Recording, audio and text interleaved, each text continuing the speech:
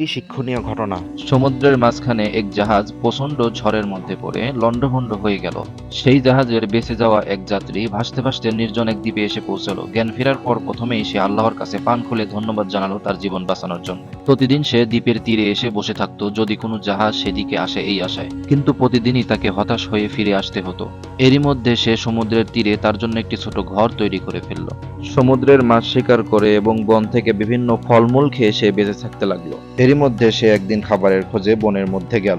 বন থেকে যখন সে ফিরে এলো তখন দেখলো যে তার রান্না করার চুলা থেকে আগুন লেগে পুরো ঘরটি ছাই হয়ে গিয়েছে এবং তার কালো ধোঁয়ায় আকাশ ভরে গিয়েছে। লোকটি চিৎকার করে উঠল, হায় আল্লাহ, তুমি আমার ভাগ্যে এটাও রেখেছিলে। পরদিন সকালে এক জাহাজের আওয়াজে তার ঘুম ভাঙলো। জাহাজটি সেই দ্বীপের দিকে তাকে উদ্ধার করার জন্যই আসছিল। সে অবাক হয়ে জাহাজের ক্যাপ্টেনকে জিজ্ঞাসা করলো, তোমরা কিভাবে জানলে যে আমি এখানে আটকা পড়ে আছি? জাহাজের ক্যাপ্টেন জানালো, তোমার জ্বালানো ধোঁয়ার সংকেত দেখে। সুবহানাল্লাহ। এই ঘটনা থেকে আমরা যেটা শিখতে পারলাম যে আমরা কখনো হতাশ হব না এবং আল্লাহর রহমত থেকে নিরাশ হব না। আল্লাহ তাআলা আমাদের সকলকে সঠিক বুঝ দান করুন। আমিন।